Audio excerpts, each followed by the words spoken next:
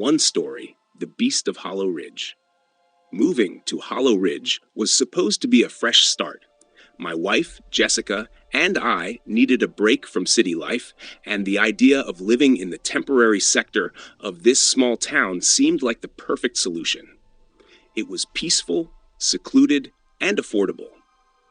The house itself was modest, nothing fancy, but it was nestled at the edge of a dense forest. Jessica was thrilled imagining us hiking through the trails, breathing in the fresh air. But something about the place felt wrong from the moment we arrived. On our first night, I heard strange noises from the woods. At first, I chalked it up to wildlife, maybe deer or coyotes, but there was something more guttural about the sounds, almost like growling. I stood at the back door, peering into the darkness, trying to convince myself it was nothing. Jessica laughed, dismissing my paranoia as me adjusting to rural life. Days passed, and the unease only grew. The woods seemed to close in around the house, the trees thicker than I remembered. Each night, the growling became more frequent. It would start far off, then grow louder, closer. I began to notice claw marks on the trees bordering our backyard, deep gouges as if something had been sharpening its sinister claws.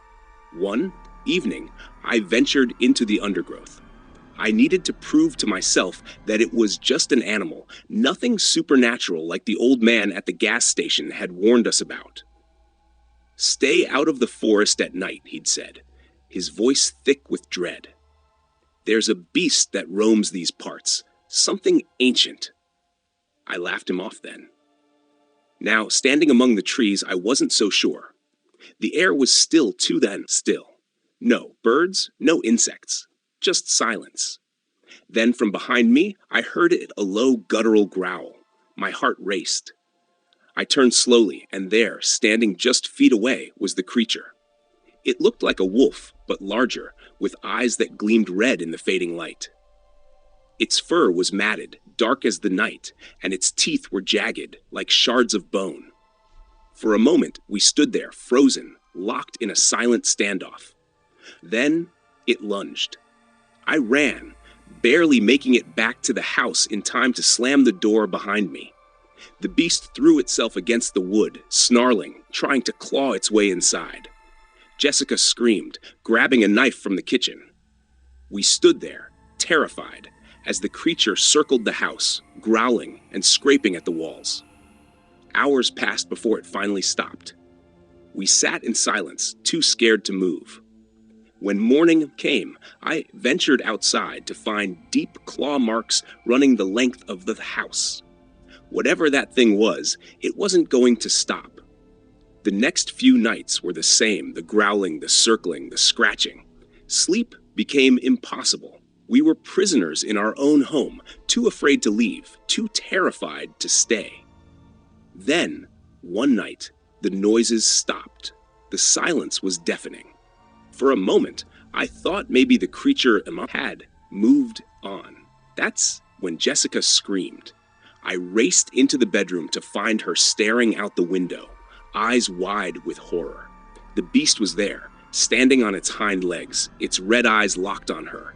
But this time, it was time. It wasn't alone. Dozens of them, identical creatures, stood at the edge of the forest, watching us. "We have to leave," I whispered, grabbing her hand. We packed whatever we could carry and fled in the dead of night, never looking back. Now, every time I close my eyes, I see them, those glowing red eyes, watching, waiting. Hollow Ridge was supposed to be our fresh start. Instead, it became our worst nightmare. And somewhere, deep in the undergrowth, the beasts still wait. Two-story, The Beast of Evergreen Lane. Moving to Evergreen Lane wasn't my first choice. It was a temporary solution, while the contractors finished the repairs on my real house. The neighborhood seemed quiet, almost eerily so. Rows of identical homes, like cardboard cutouts, lined the street, but behind them stretched a dark forest of dense undergrowth that made me feel uneasy. From the first night, I sensed something was off. The air around the temporary house felt different, heavy, almost suffocating. As I unpacked my things, I noticed scratch marks along the baseboards and claw marks on the back door. Maybe the previous owners had a large dog, I thought, trying to shake off the chill creeping up my spine. One evening, I went for a walk to explore the area. As I passed through the streets, a neighbor waved me over. He was an older man, with deep lines etched into his face, and his eyes darted nervously toward the woods. "Stay away from the trees," he warned in a hushed tone. "The undergrowth hides something dangerous. Many who've come here didn't last long. They say it hunts." "Hunts what?" I asked, uneasy with his sudden change in demeanor. He didn't answer, just shook his head and hurried back inside. I laughed it off, assuming he was just a superstitious old man, but his words lingered as the sun dipped behind the horizon and darkness consumed Evergreen Lane.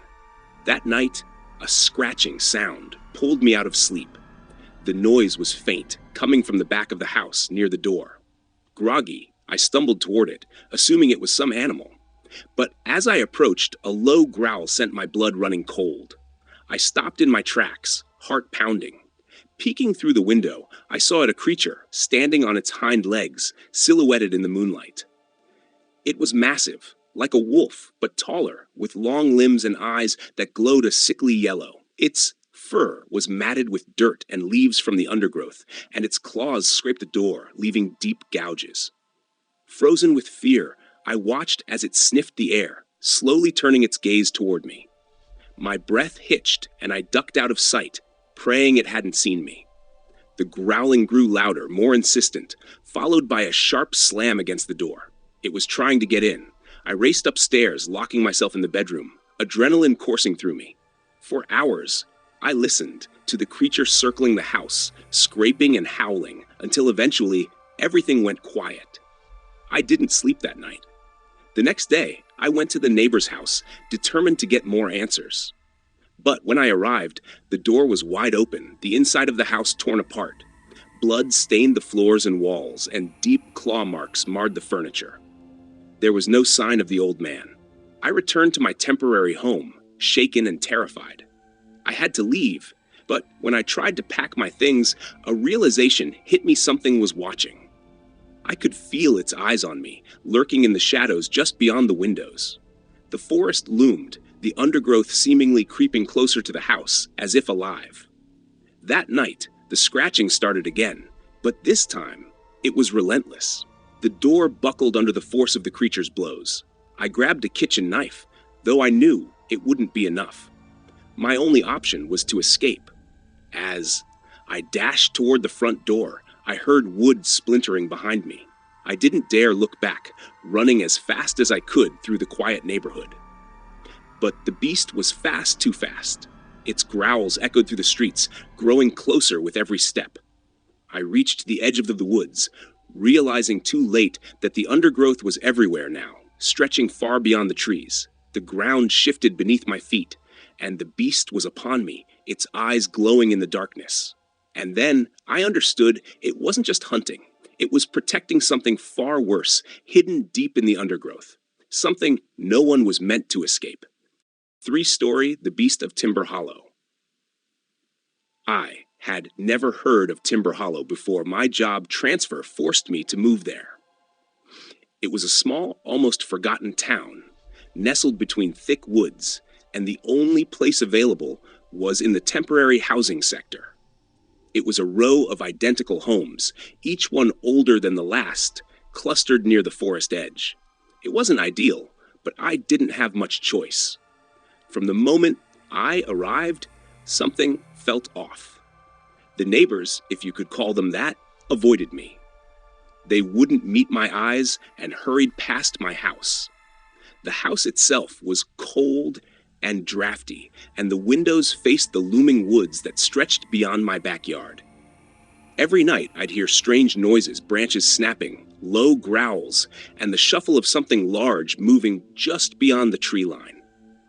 The first week, I tried to tell myself it was just the forest animals, maybe a coyote or two. But as the days went by, the sounds grew louder, closer.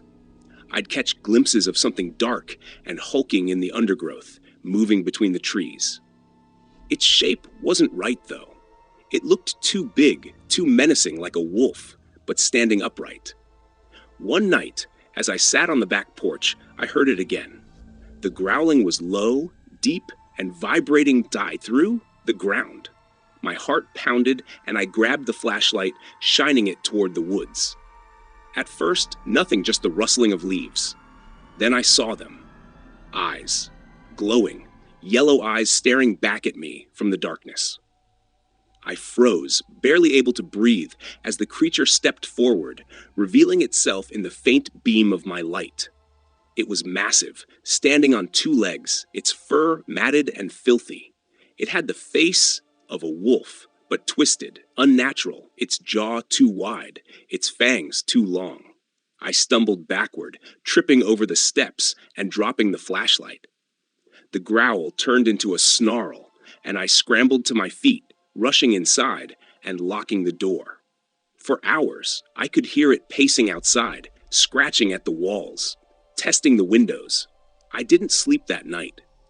I just waited, listening to its heavy breathing as it circled the house. The next day, I tried to ask the locals about it, but no one would speak to me. They knew something. I could see it in their faces, the fear, the hesitation. I was being watched, and not just by the creature. That evening, just as the sun dipped below the horizon, I heard a knock on the door. A man stood there, grizzled and weathered, his eyes cold and hard. "You've seen it, haven't you?" he asked, his tight voice barely a whisper. I nodded, unsure what to say. "That's not an animal. It's old, cursed. It's been in these woods longer than any of us have been alive. The town keeps its secret, but once it sets its sights on you, it doesn't let go." "What does it want?" I asked, my throat dry. "To hunt, to feed. It's been watching you since you got here." The man handed me a small, weathered book, pages filled with symbols and old writing. "There's one way to stop it, but it comes with a price. You need to go into the woods and face it." I didn't have a choice. That night, armed with nothing but the book and a flashlight, I stepped into the forest. The air was thick with tension, and every rustle of leaves sent chills down my spine. I followed the path, deeper into the undergrowth, until I felt it. The eyes on me. The low growl rising from the shadows. The creature stepped out of the darkness, massive and terrifying. My hands shook as I opened the book, chanting the words as best I could. The creature lunged, but something in the air shifted. It paused, its growl turning into a howl of pain as the words took hold. Then it disappeared, faded into the night like a shadow. I stood there, trembling, barely believing what had just happened, but was gone for now. I left Timber Hollow the next morning, but I can still feel its presence. In the shadows, in the darkness of my dreams, I know it's still watching, waiting for me to return.